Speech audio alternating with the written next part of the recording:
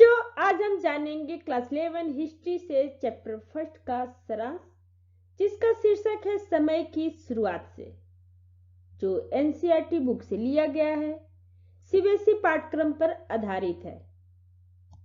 बच्चों, इस पाठ की शुरुआत हम यहां से करेंगे। लगभग 56 लाख वर्ष पहले यानी 56 लाख वर्ष पहले पृथ्वी पर ऐसे प्राणियों का प्रादुर्भाव हुआ जिन्हें हम मानव कह सकते हैं।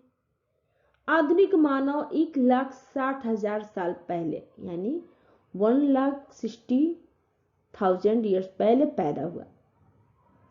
जीवाश्म पुराने पौधे, जानवर या मानव के उन अवशेषों या छापों के लिए प्रयुक्त किया जाता है जो एक पत्थर के रूप में बदलकर अक्सर किसी चट्टान में समा जाते हैं और फिर लाखों साल तक उसी रूप में पड़े रहते हैं। अब हम जानेंगे प्रजाति या स्पीसीज के बारे में। प्रजाति मतलब जीवों का ऐसा समूह होता है जिसमें नर मादा मिलकर बच्चे पैदा कर सकते हैं और उनके बच्चे भी आगे प्रजनन करने यानी संतान उत्पन्न करने में समर्थ होते हैं। अब जानेंगे on the origin of the species के बारे में। तो चार्ल्स डार्विन द्वारा लिखित पुस्तक on the origin of species में लिखा गया है कि 24 नवंबर यानी 24 नवंबर सन 1859 यानी 1859 को प्रकाशित की, जिनमें यह दलील दी गई कि मानव का विकास जानवरों से हुआ है। जानवरों से ही क्रमिक रूप से विकसित होकर अपने वर्तमान रूप में आया, मतलब जानवरों से ही वो क्रमिक रूप से विकसित होकर मनुष्य अपने वर्तमान रूप में आया है। अब जानेंगे प्राइमेट के बारे में। तो प्राइमेट स्तनपायी प्राणियों का एक अधिक बड़ा समूह है। इसमें वानर, लंगूर और मानव शामिल है। होमो यह लातिन भाषा का शब्द है जिनका अर्थ है आदमी। इसमें स्त्री पुरुष दोनों शामिल है। होमो वैज्ञानिक ने इसे कई प्रजातियों में बांटा है। पहला है होमो हैबिलिस, सेकंड है होमो इरेक्टस, थर्ड है होमो एस्पियस।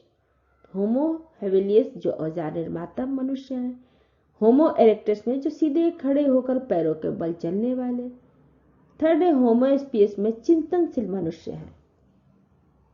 अब हम जानेंगे ऑस्ट्रेलोपिथेकस के बारे में।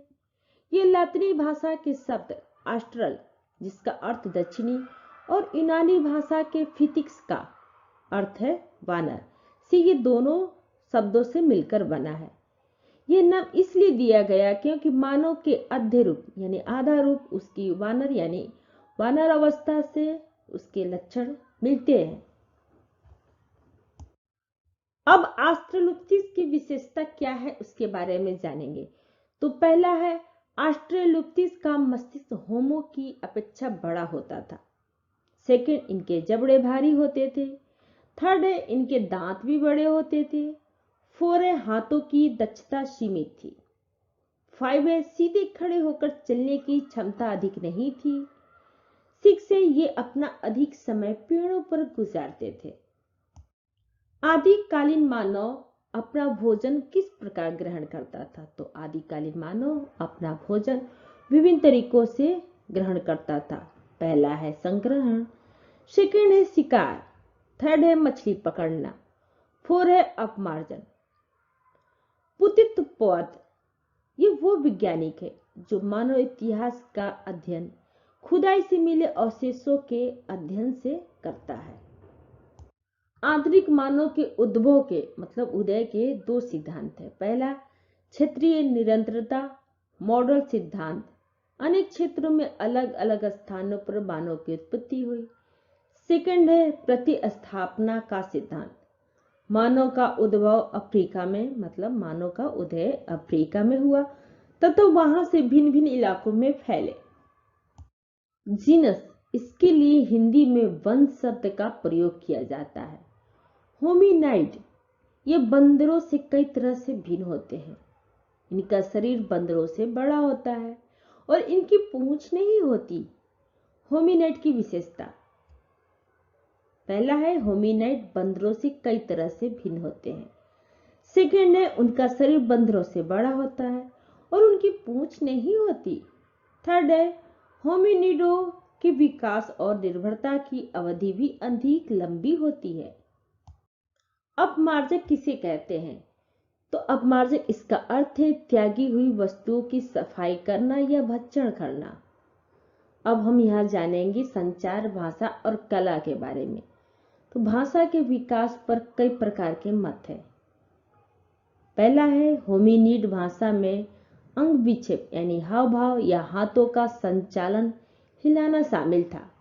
सेकंड है उच्चरित भाषा से पहले गाने या गुनगुनाने जैसे मौखिक या अशाब्दिक संचार का प्रयोग होता था। थर्ड है मनुष्य की वाणी का प्रारंभ आह्वान या बुलाव की क्रिया से हुआ था। जैसा कि नर वानरों में देखा जाता है कि प्रारंभिक अवस्था में मानव बोलने में बहुत कम ध्वनियों का प्रयोग करता होगा। धीरे धीरे ये ध्वनियां ही आगे चलकर भाषा के रूप में विकसित हो गई। यहाँ जानेंगे कि बोली जाने वाली भाषा की उत्पत्ति कैसे हुई। तो ऐसा माना जाता है कि होमो हैबिलिस के मस्तिष्क में कुछ ऐसी विशेषताएं थी जिनके कारण उनके लिए बोलना संभव हुआ होगा। भाषा का विकास सबसे पहले 20 लाख वर्ष यानी 20 लाख वर्ष पूर्व हुआ। स्वर तंत्र का विकास लगभग 2 लाख वर्ष पहले हुआ। इसका संबंध खास तौर से आधुनिक मानव से है। अल्टीमीरा की गुफा की क्या विशेषताएं हैं? तो अल्टीमीरा स्पेन में स्थित एक गुफा स्थल है। यह गुफा इसके छत पर बने चित्रकारियों के लिए प्रसिद्ध है। इसकी चित्रकारियों में रंग के बजाय किसी प्रकार की लेई यानी पेस्ट का इस्तेमाल किया गया है। ये चित्रकारियां बहुत ही पुरानी हैं, परंतु देखने में ये आधुनिक लगती हैं, जिस पर पुरातत्वविद भी विश्वास नहीं कर पाते हैं। अब हम यहाँ जानेंगे कि हदजा जन समूह क्या है। तो हदजा जन समूह ये शिकारियों तथा संग्राहकों का एक छोटा समूह है। ये लोग लेक या खारे पानी की विंध्य घाटी में बनी झील के आसपास रहते हैं। ये लोग हाथी को छोड़कर बाकी सभी किस्म के जानवरों का शिकार करते हैं एवं उनका मांस खाते हैं। हादजा लोग जमीन एवं उसके संसाधनों पर अपना अधिकार नहीं जताते। इनके पास शिकार के लिए असीमित मात्रा में पशु उपलब्ध होने के बावजूद ये लोग अपने भोजन के लिए मुख्य रूप से जंगली साग सब्जियों पर ही निर्भर रहते हैं। संभवतः इनके भोजन का 80% भाग वनस्पति जन्य होता है। बच्चों, अब हम यहाँ पे जानेंगे कि होमिनिड क्या है। तो होमिनिडी नामक परिवार के सदस्य होते हैं। इस परिवार में सभी रूपों के मानव प्राणी शामिल हैं।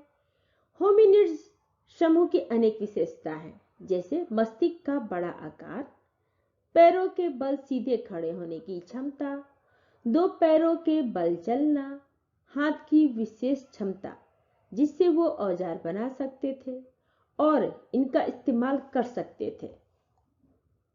अब हम यहाँ पे जानेंगे होमोनिड की विशेषताएं। तो पहला है इनके मस्तिष्क का आकार बड़ा होता है। सेकेंड है इनके पास पैरों के बल खड़ा होने की क्षमता होती है। थर्ड है ये 2 पैरों के बल चलते हैं।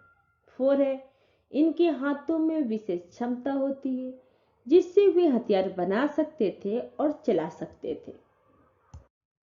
अब हम शिकारी संग्राहक समाज को जानेंगे। तो यह समाज शिकार करने के साथ साथ आर्थिक क्रियाकलापों में लगे रहते थे, जैसे जंगलों में पाई जाने वाली छोटी छोटी चीजों का विनिमय और व्यापार करना इत्यादि। अब हम होमोनिडो के अफ्रीका में उद्भव के प्रमाण को जानेंगे। तो इनके 2 प्रमाण है। पहला है अफ्रीकी वानरों का समूह होमोनिडो से बहुत गहराई से जुड़ा है।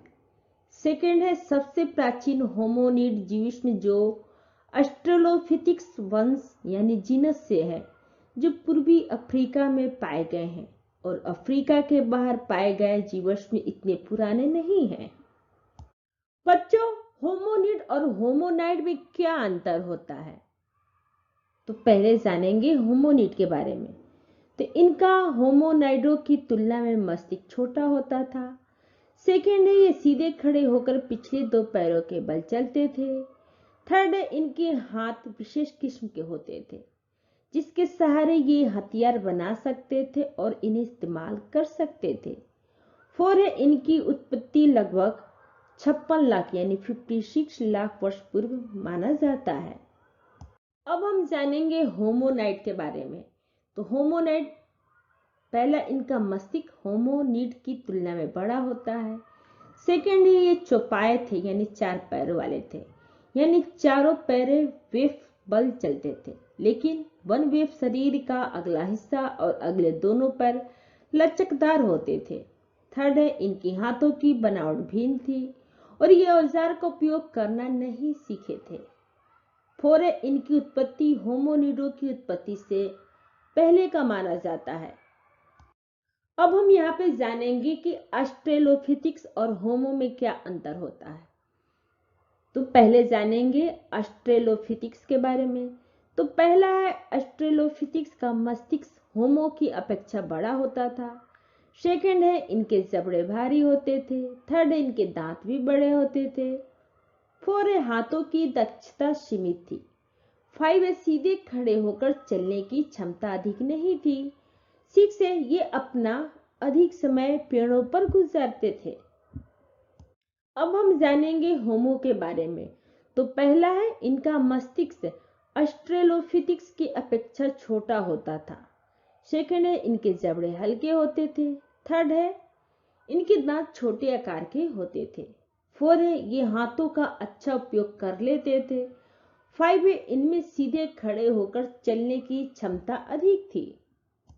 अब हम जानेंगे हिमयुग का प्रारंभ कैसे हुआ। तो हिमयुग का आरंभ लगभग 25 लाख वर्ष पहले यानी 25 लाख ईयर्स पहले ध्रुवीय हिमच्छादन से हुआ था। इसमें पृथ्वी के बड़े बड़े भाग बर्फ से ढक गए। इससे जलवायु तथा वनस्पति की स्थिति में बड़े बड़े परिवर्तन आए। तापमान और वर्षा में कमी हो जाने के कारण जंगल कम हो गए और घास का मैदान का क्षेत्रफल बढ़ गया। अब हिमयुग का अंत कैसे हुआ। हिमयुग का अंत लगभग 13,000 यानी 13,000 वर्ष पहले अंतिम हिमयुग का अंत हो गया, जिसमें मनुष्यों में अनेक परिवर्तन आए, जैसे खेती करना, पशुपालन करना इत्यादि।